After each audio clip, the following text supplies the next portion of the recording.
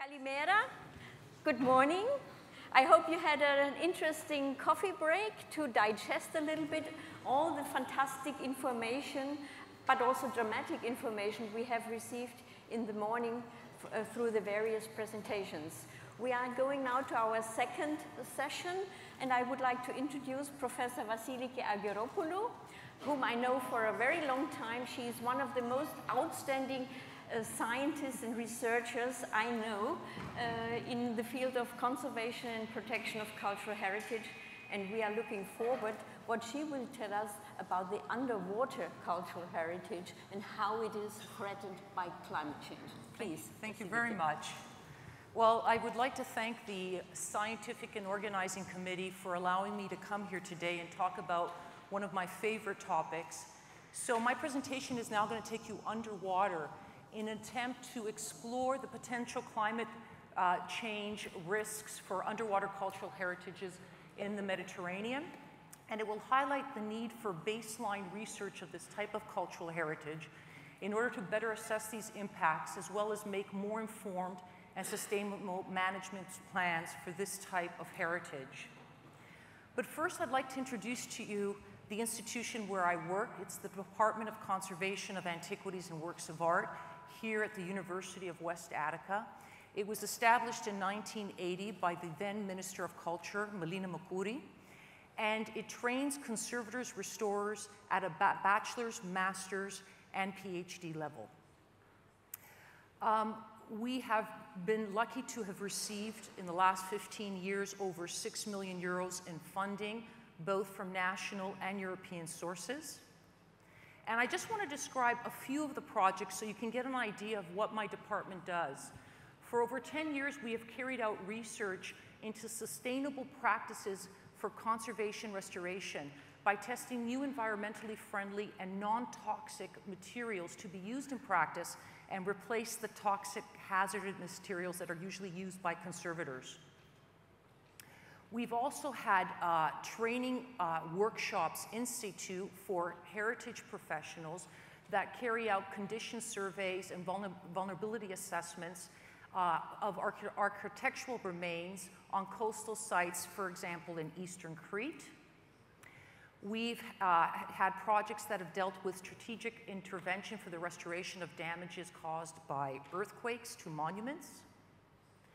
And one of the projects I was involved with the Demokritos, which was to develop non-invasive methods for the documentation of the condition of outdoor bronze monuments here in Greece and the preservation of these monuments.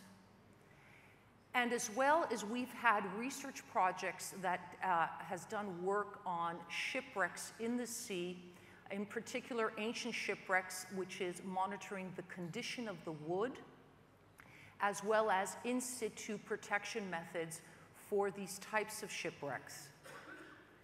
And this is me in the photograph next to my love, which is metal wrecks, and that's what I'm involved with. We've also developed innovative, non-invasive methods to test the condition of and determine the corrosion rate of these metal wrecks. So all of our research projects in conservation deals with managing change through either preventive and or corrective actions, including the sharing of our knowledge through our education and training programs, as well as for the general public.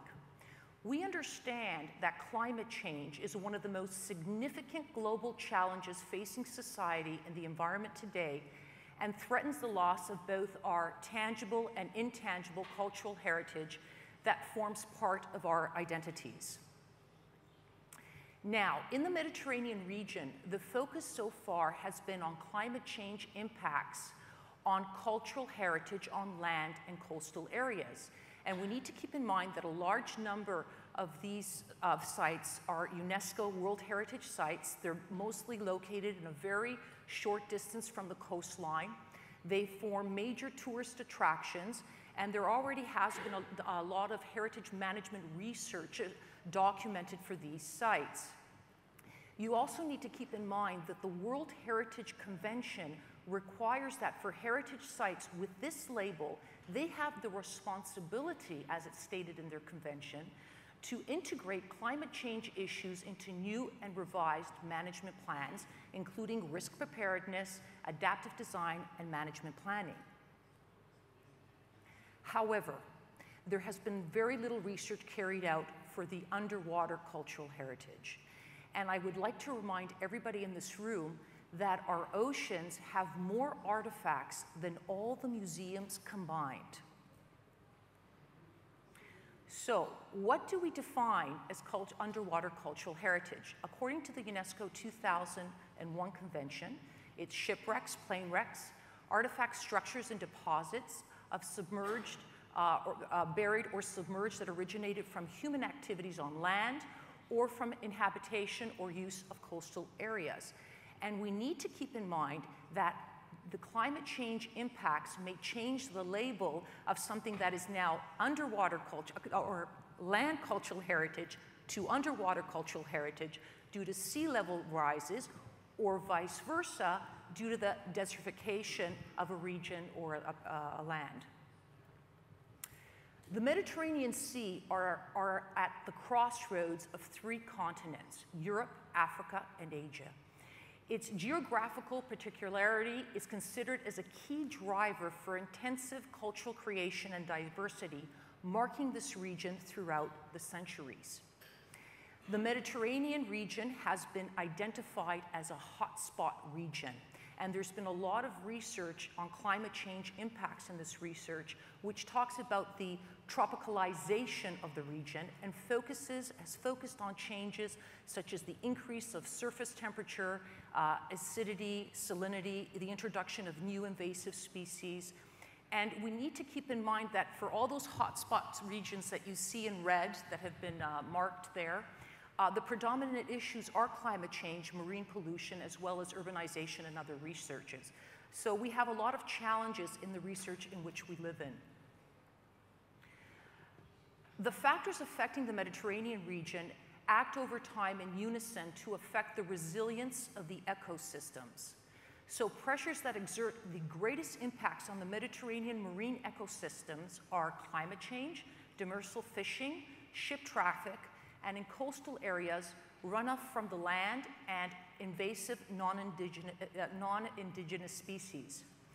The underwater cultural heritage in these landlocked seas face similar preservation problems and risks, and I think it's important to highlight that. So, as we've already said before in the previous presentation, we are seeing increases in temperature and sea levels over the last century. And if you look at the maps that I have here for temperature rises, we find the highest increases in temperature to be in the eastern Mediterranean, and for sea level rises, again in the eastern Mediterranean, approximately 10 to 15 millimeters in the last decade.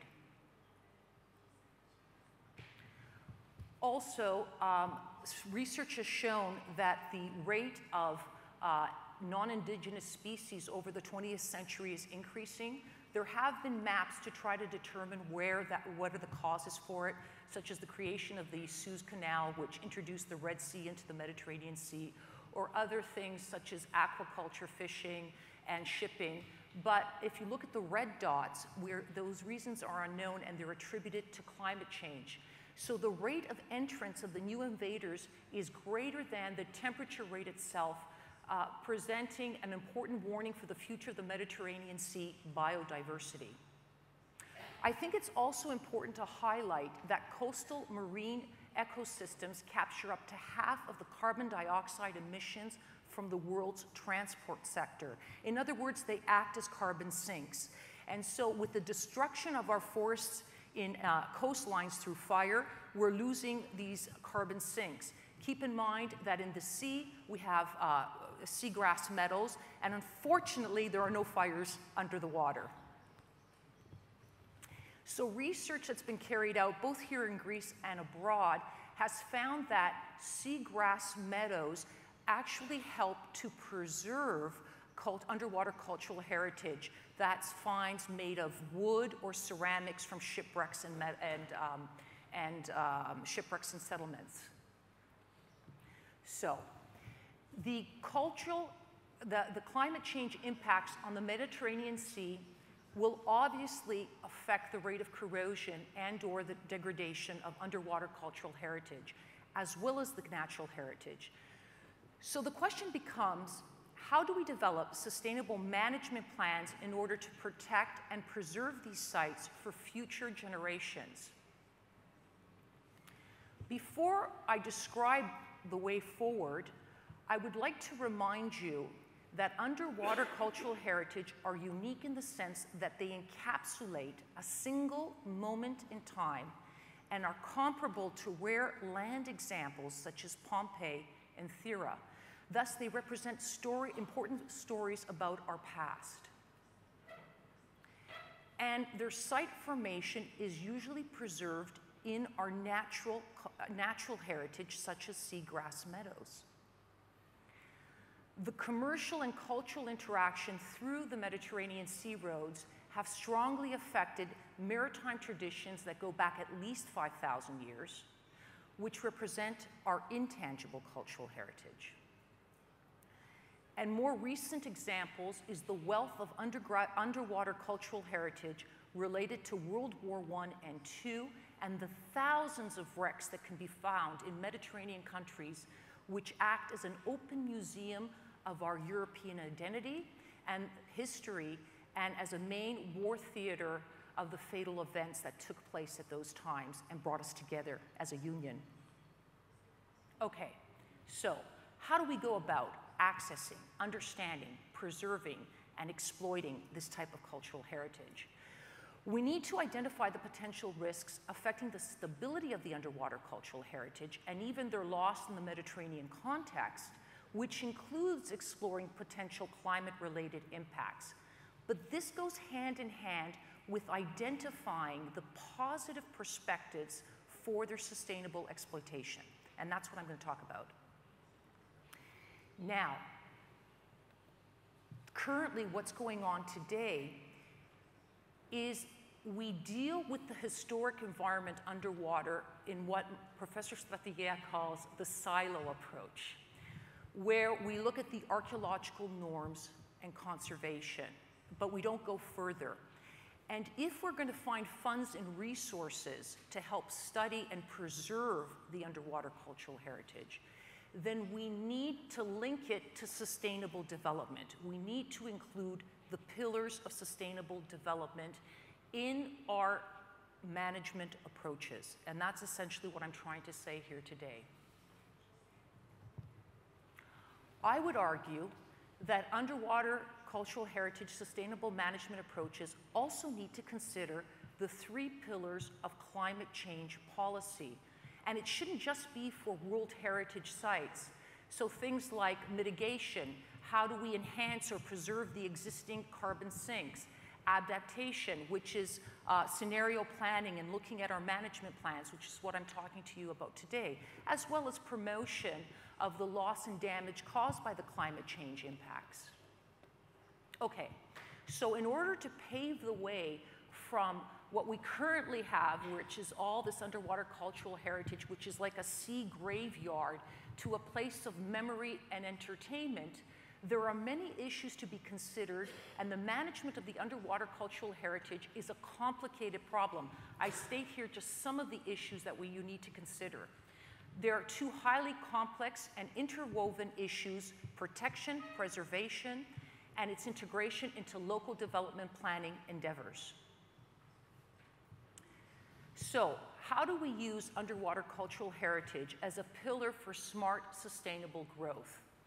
UCH exploitation is tightly linked to certain coastal land developments, and its effective handling and preservation implies the need to adopt a more integrated approaches, accommodating land and marine interactions, and leading to preservation plans that are in alignment with a variety of terrestrial and marine legal frameworks and related policies.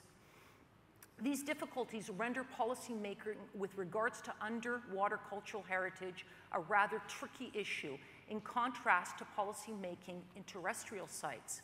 And here you see just some of the current policy contexts at a European level that one has to consider. such as integrated coastal zone management, blue growth strategy, marine spatial planning. And of course, we have our national strategic choices, and we need to consider all these policies and how we're going to reach the EU objectives of preserving our cultural and natural heritage. So if we're going to do this, we need to start considering not just how we're going to protect them, but also how we're going to exploit them.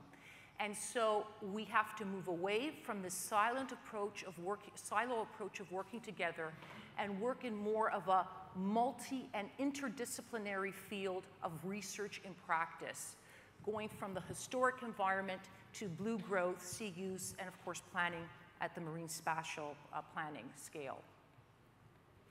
So in the Med, there is a need to identify and map underwater cultural heritage, explore their condition, assess risks and benefits, monitor the condition over time, visualize them, create content, build narratives, spread their stories, values to current and future generation. At the same time, these issues have to be considered in an environment that is full of challenges, the marine one. So how are we going to do this? Are we going to use crowdsourcing? What new technologies do we have to develop to bring the shipwrecks to the public for those who don't dive, etc.? There's many issues to look at. And we need to develop risk assessment preservation plans that consider all types of aspects, like I said, costs, visualization, of course, conservation, collecting scientific data. What's the environmental impact? Is it positive or negative? If you think of a World War II underwater shipwreck, it could be negative, it could be polluting, or it could be positive. So, but at the same time, we can actually use the underwater cultural heritage because it can act as an artificial reef, and it can be studied to better understand how climate change and other stressors may impact marine communities, such as overfishing and invasive species. So our underwater cultural heritage management approaches need to think about including climate change and studying climate change through these cultural heritage resources. And there has been some research done in this in North America, but not, in my opinion, that I've seen in Europe. So in order to preserve and sustainably manage this underwater cultural heritage, we need to come up with a prioritization of judgment criteria with respect to the multi-criteria assessments, which is a matter of public and stakeholders' engagement in order for the different perspectives to be grasped and properly balanced. And this management approach, which I call the multiple perspective assessment framework, needs to offer transparent and fully documented preservation prioritization scheme in support of the decision-making and resource allocation with respect to underwater cultural heritage protection and preservation. So it needs to integrate land and marine cultural heritage assets. It needs to be participatory, engaging all the relative actors, spatially defined and balanced, valued, people-centered, and locally adjusted. So in closing, if we are to study climate change impacts on underwater cultural heritage, then we need to develop sustainable management approaches that involve all the pillars of sustainable development and climate change policy so as to justify the costs and the resources involved in such research. And thus, today I try to explore with you some of the complex issues related to underwater cultural heritage, and hopefully also highlight the need for baseline research with real case studies in the Mediterranean, especially since we have politicians and people from Brussels. So please, let's fund the marine environment underwater as well. If you're interested in reading more about this topic, there's a recently publication that's just come up in the Open Access Heritage Journal, which was published by myself and my colleague and collaborator, Professor Anastasia Strategea from the National Technical University of Athens. Thank you very much for your attention.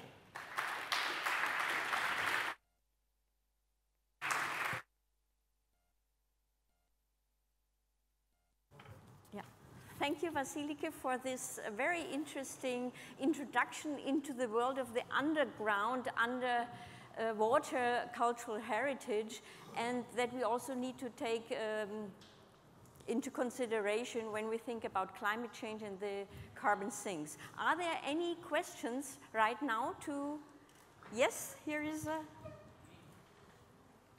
question. We'll do them at the end, sorry.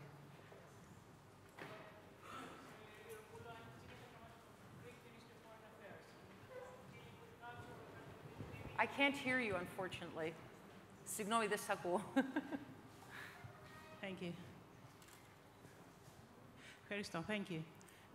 I'm Kouzinia Katramadou from the Greek Ministry of Foreign Affairs. I'm dealing with cultural and educational affairs within the European Union, and I'm also a fellow diver.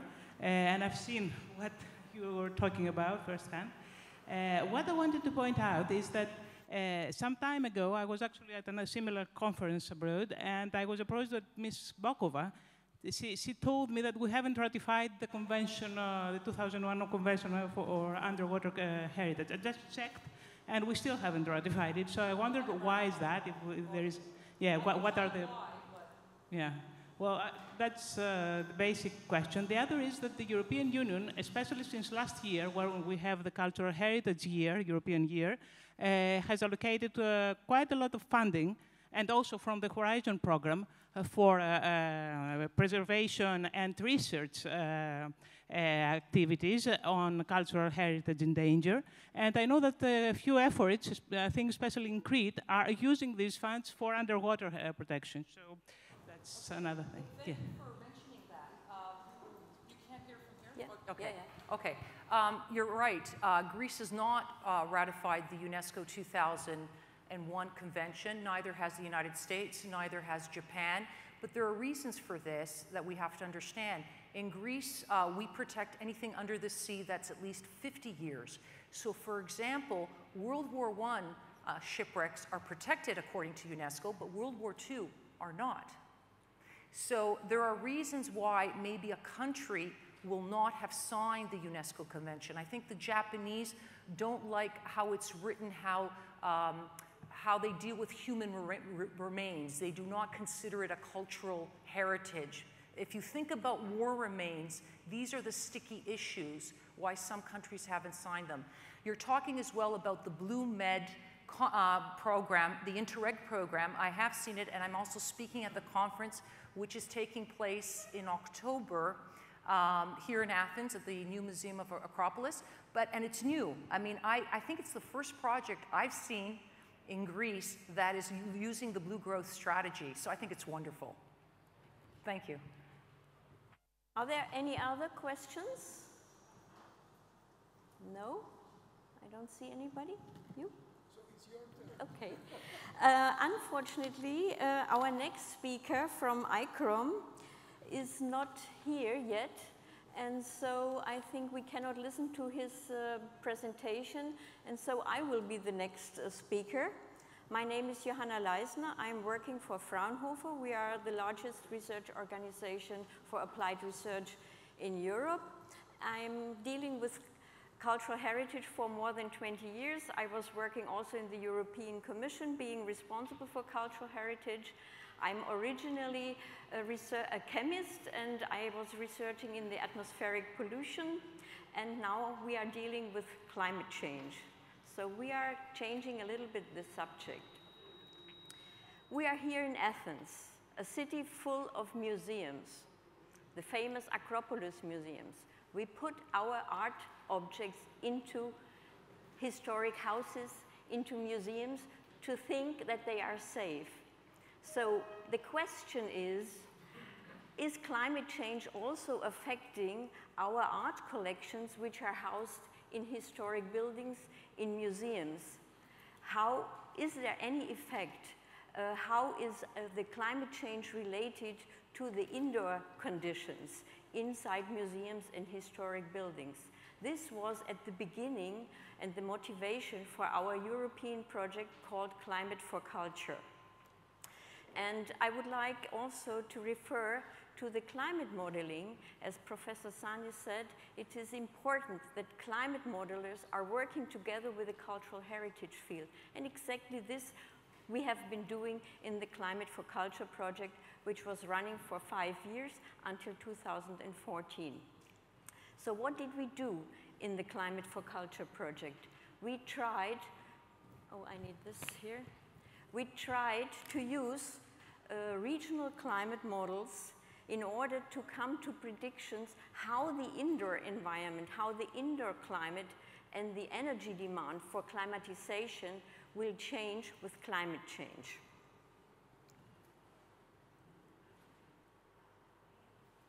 So the scope of our project was manifold. We had about 27 partners from all over Europe and around 90 people working for 5 years together.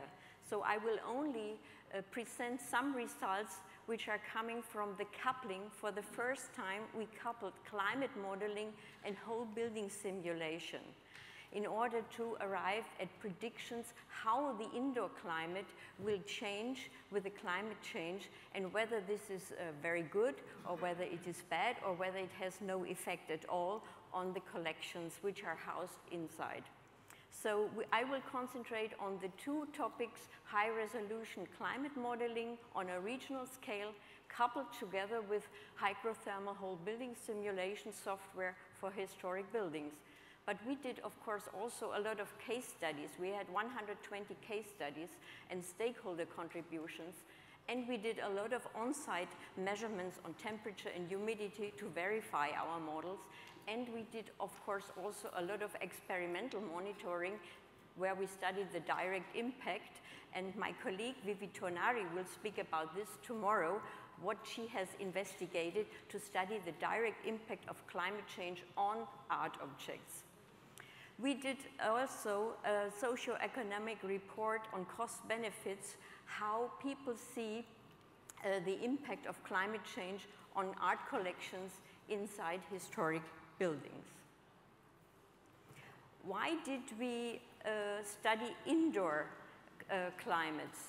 Because many of our cultural heritage, we don't know whether it's more or less than the underwater cultural heritage, but at least a huge amount of our cultural heritage is housed in museums and historic houses. Not only in the big museums like here in Athens, but if you think about the little small museums which can be found everywhere in the rural areas, they are housing an important part of our heritage and knowledge we need to sustain and to protect. And the quality of the indoor climate is really a very important factor for the preservation of cultural heritage. So many museum directors are very worried about the indoor climate conditions. How is temperature and humidity? Is it increasing, decreasing? What kind of fluctuations do we have? And especially the fluctuations between temperature and humidity, they are causing a lot of damage to the cultural heritage placed inside. If you think about the big museums, they mostly have climate control, indoor climate control, but this is very costly and needs a lot amount of energy. Think only of cooling or dehumidification. Only to give you an example, the big museum, the National Museum in Krakow in Poland, for example, they have an energy bill of each year of more than 600,000 euro. And can you imagine if we could save here and use other energy sources to help to reduce greenhouse gas emissions? That would be, of course, a valuable tool for the managers of cultural heritage. And last but not least, we all know that buildings are responsible for 1/4 of total energy consumption and greenhouse gas emissions, according to the latest findings of Eurostat. So here also the cultural heritage sector, the museum sector, we have to make a contribution to reduce our energy bill, to reduce the CO2 which comes from indoor climate control. So the next question was, we wanted to look into the future, how climate change is influencing indoor climate. So then the question was, how can we look into the future of indoor climates? And then our idea, we had the crazy idea, we wanted to combine first time climate modeling and whole building simulation. So they are both simulation tools. So we try to simulate what's going on in the future. And for this, we could not use the global climate models. We needed to have information on the spot. So the global climate models have a resolution of 250 kilometers, but we need to know what's going on here in Athens in the Argyropoulou Museum. So we need much more refined information, and for this, we had our partner, the Max Planck Institute for Meteorology, with whom we worked together very well. And they had, at the time when we started, the regional model REMO for Germany available, and they extended the REMO model over the entire Europe, including the Mediterranean, with a resolution of 10 by 10 kilometers. And this we coupled with the whole building simulation tool, I will come back to this later, to arrive at forecasts how indoor environments will change over the time until the year 2100 to see what are the effects on the indoor environments, but also on the art objects which are displayed inside the historic houses. At the end of the project, we have produced 55,650 climate maps and risk maps, which still are waiting to be fully exploited and to make them available for the heritage managers and decision makers. We also spoke in the morning about the emission scenarios. We always have to keep in mind the physical model for climate change is quite robust. Most of the uncertainty we have about climate change comes from the emission scenarios because they are based on assumptions, how the world will change in the future. It is not pure the Oracle of Delphi, but these are assumptions, yeah? And we were very optimistic when we started the Climate for Culture project, and we thought, well, the world will become better. We will be able to reduce our CO2 emissions, and this is why we have been taking the moderate emission scenarios, A1B and RCP45, and not the worst one on which we are unfortunately on track now. So we always have to keep in mind that all our results are based on a moderate emission scenario. Here you can see the simulation results from the REMO model for the temperature. And also in the moderate emission scenario, what you can see here, we will see an increase by the end of century, mostly in temperature in the northern part of Europe. Yeah. And, but still in the near future, we will see a temperature increase in the moderate emission scenarios overall in Europe between 1.5 and 2 degrees, even with a moderate emission scenario. Here you can see the higher resolution, an example here for Germany for the near future, which starts already in 2 years. And you can see that most of increase in temperature in Germany is occurring on the east border, which is also supported now what we are facing right now. With this summer, we had already heat waves in the east part of Germany, so the models are quite well predicting what's going on in the future. Precipitation is also very important for cultural heritage, especially for outdoor, because we have wetting of the monuments, wetting of walls. And here you can see also with the moderate emission scenario until the end of the century that especially in winter, the northern part of Europe will face dramatic increase in precipitation. What that means, we all can easily imagine that we need to prepare our buildings because we bring all the humidity inside the buildings, and this is, we need dehumidification. And you see also for the moderate emission scenarios that in June, July, and August, especially in the south, France, Greece, and Spain, and Turkey, they will have a dramatic decrease in precipitation, which also supports what we have heard this morning by all our previous speakers. We also did a sea level rise simulations by our colleague Uwe Mikolajewicz from the Max Planck Institute. And what was very surprising for us, cultural heritage people, is that the forecast for the future is that not only the Mediterranean, but also the North Sea, Germany, Netherlands, Denmark, that they will see a severe rise in the sea level. So we have to take precautions. We are coming now to the coupling, to the whole building simulation tool. You can imagine simulating the climate is extremely complex, but many thousands of scientists have been working over the last 60 years to improve the climate models. But where are we in the field of simulating whole historic buildings? We are only in the very, very beginning. So we had two partners. One partner was Fraunhofer Institute for Building Physics and the Technical University of Eindhoven, who are leaders in the whole building simulation development. And they have looked into what kind of simulation tools are available. For example, for calculating energy demand, there are various programs, but they are not suitable for our purpose. So they have been checking a lot of simulation tools, and they came up with two, which they have themselves developed for historic buildings, and they work quite well. And you can see that there are so many influences on the indoor environment, but one of the most important is, of course, the outdoor climate. So we started modeling building components, so walls, and then from components we came to whole buildings. I don't want to go in detail about the specificity of the whole building simulation, but it is also very complex, and it is not an easy undertaking. What we did now together, working together with our climate modeling colleagues, was we wanted to have the climate data. The models only give you temperature, but for the whole building simulation tool, we needed much more parameters.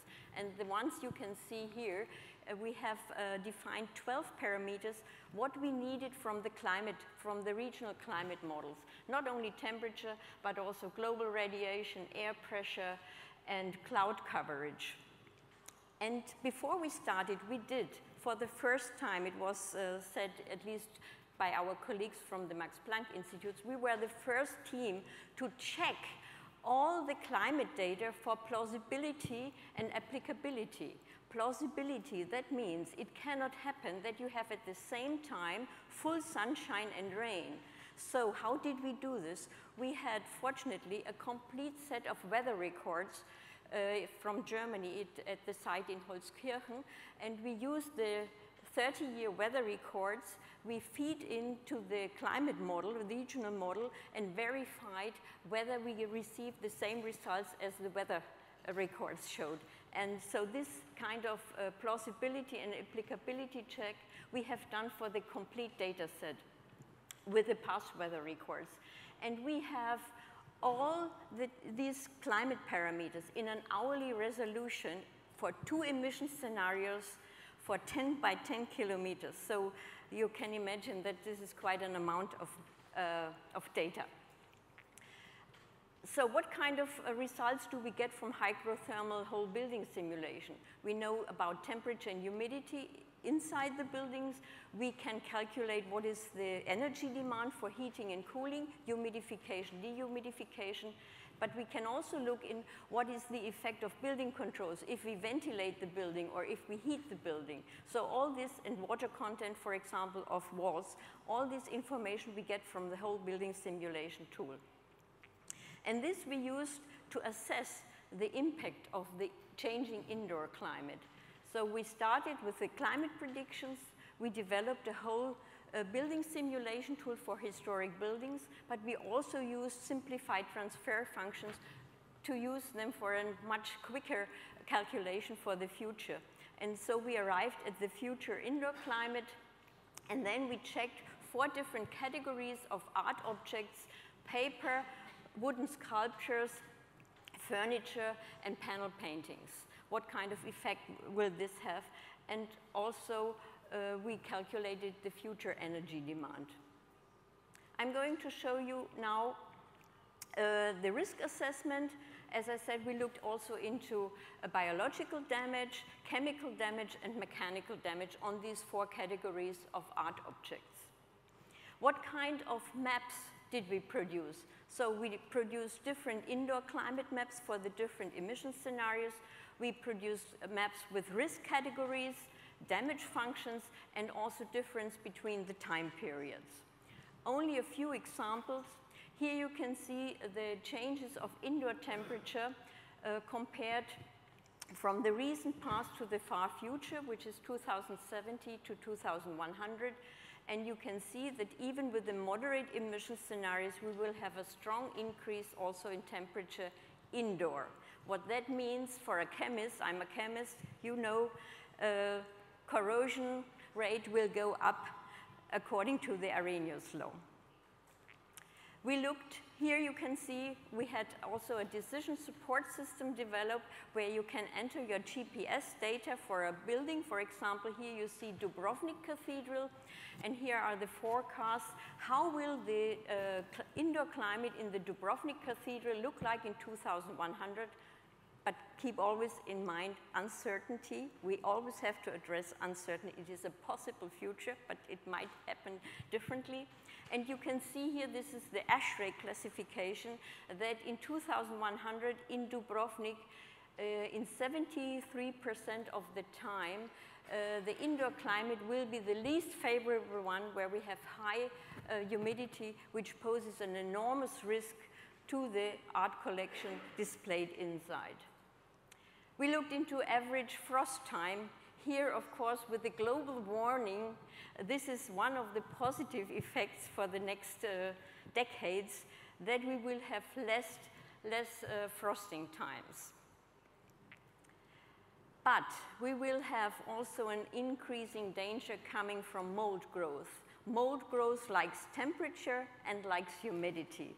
And here you can see the change between the recent past and the far future, and especially in the northern part of Europe, in Ireland, United Kingdom, and Sweden, there will be an enormous increase in the danger for mold growth.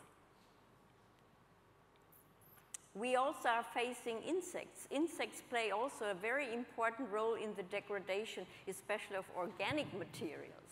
And here, if we look into the insects which are temperature dependent, we have calculated the insect degree days. That means from which temperature on they are reproducing. And you also can see that there is an increase in the insect growth in the far future. And only keep in mind moderate emission scenario, but we are still on track on another emission scenario, so that will be even worse.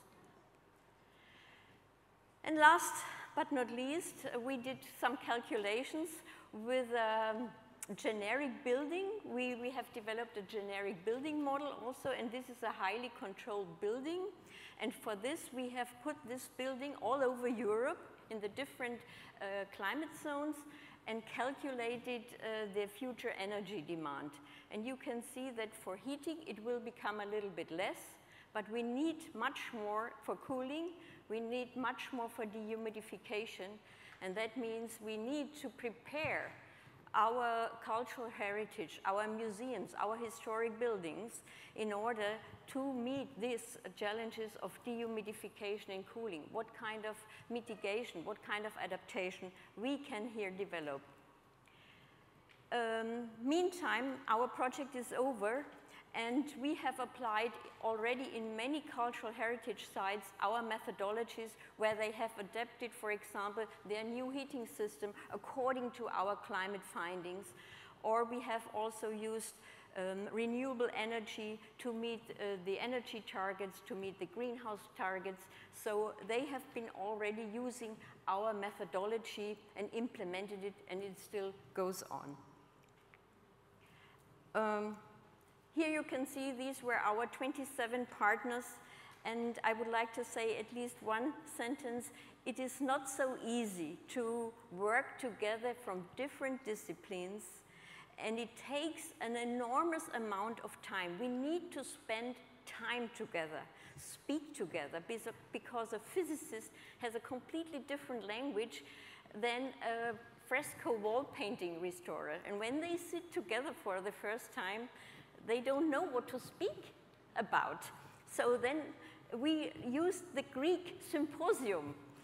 We had joint dinners where we had a glass of wine, and that fostered the dialogue between the researchers, physicists, chemists, and the cultural heritage conservators and managers. So the symposium is the best way to bring together the different disciplines, and we need to reserve time for that. We need to meet physically, not only by Skype, but we need to meet physically.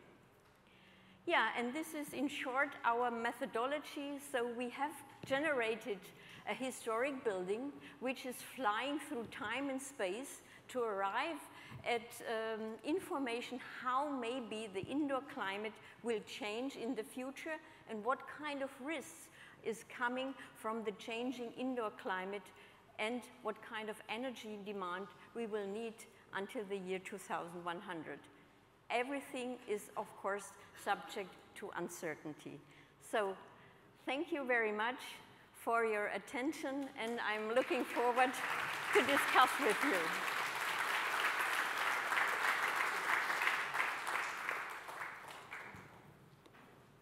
So are there any questions to both of us? Yes, please.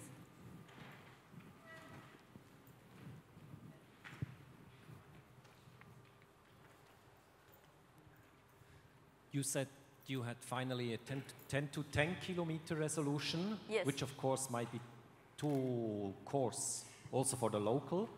So do you see a potential to use statistical or dynamical downscaling, yes, really, yes, to go on a higher resolution? That is what we need. We need more. That was already 10 years ago when we started.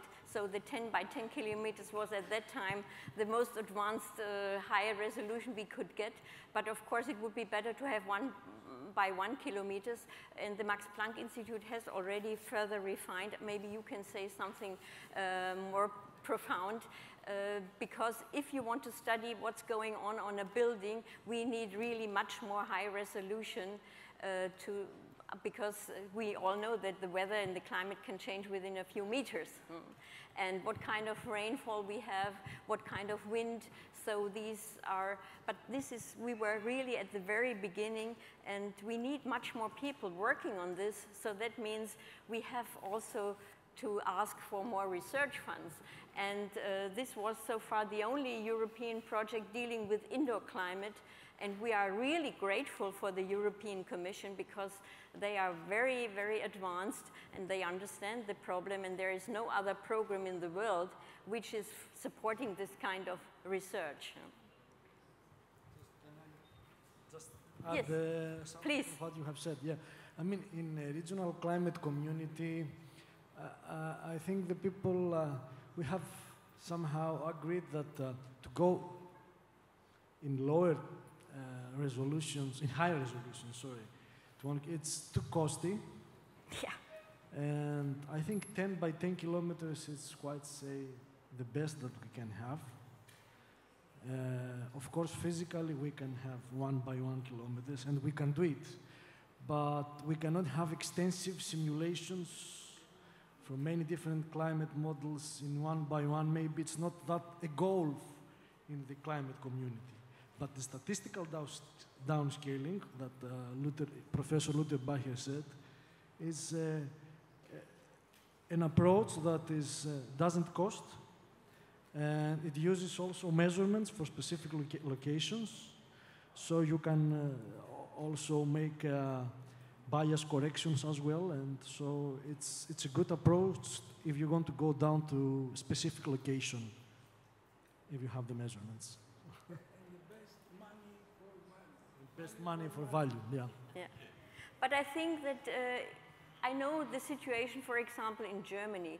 The cultural heritage community in Germany is not aware at all about the impact of climate change on cultural heritage. In Germany, we have no single research project dealing with climate change impact on cultural heritage.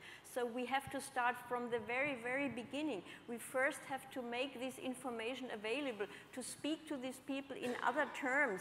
So we must bring them together and to raise the awareness, and then we can work together with the climate modelers, and then they can transfer and translate the information. What does that mean if we have more insects? I mean, they are already, I think we have to start with the trends, and then we can look into a specific building. But if they know already what are the trends, then they can already start to prepare and set up preventive conservation strategies.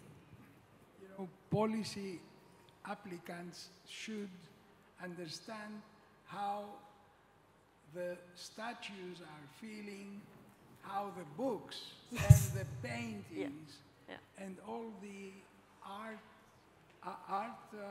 objects cope, and it would be very good that we may help them to understand the changes that any famous statue, take anyone you wish or you like, and imitate how it will change. It will be, you can use also the wax museum to see with the temperature the changes that occur in any of the statues. And, but you can do the same. For instance, Mona Lisa may stop smiling. Maybe, yes. That and we will hear tomorrow by Vivi Tonari, because she can demonstrate very well how the direct impact of fluctuations is on the specific art object. So we don't need dummies, but we can study it directly on the art object, and this is exactly the most important information conservators need to have, so that they can see directly how even a small fluctuation of temperature and humidity, what we normally think, oh, we don't care.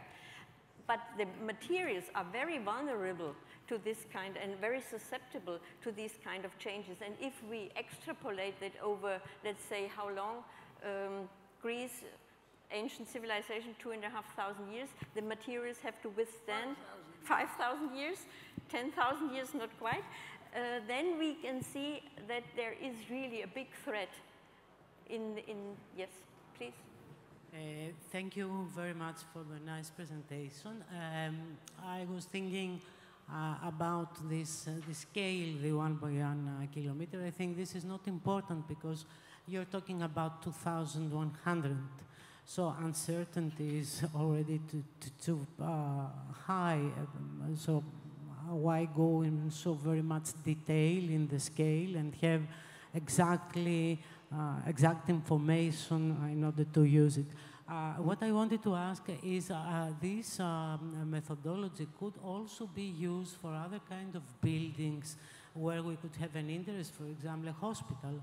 It's not cultural heritage, but it is a costly infrastructure, and we have also vulnerable things, there are people. So could someone expand this way of thinking and your methodological approach in other buildings where policy makers would also like to work out? Yeah. I think it is a very interesting suggestion you have made, because whole building simulation is much easier for modern buildings than for historic buildings. You have a complex structure in a historic building, and we don't have all the material data. But for modern buildings, it is easier. And so far, I don't know, maybe my colleagues at Fraunhofer, they are starting now to look to use this methodology combining climate models, forecasts with modern building simulation tools to exactly know what kind of energy demand will be facing hospitals or public buildings. So I think the methodology can easily be transferred to other sectors where it is also very important to know this kind of information. What kind of heating do you install? What kind of HVAC system do you install? If you know that in the next 20 years, because we have the data until 2100, but also for the next years, to see what kind of technical means you have to install. Yeah. Okay. But we have to come back at 1:30. Yeah. Oh, yeah. So then, thank you very much for the discussion and for your patience.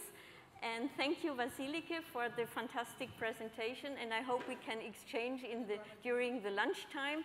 And I will give over now and congratulate, of course, the Greek government, the ministries, and Professor Serefos, who is this outstanding expert for organizing this timely conference.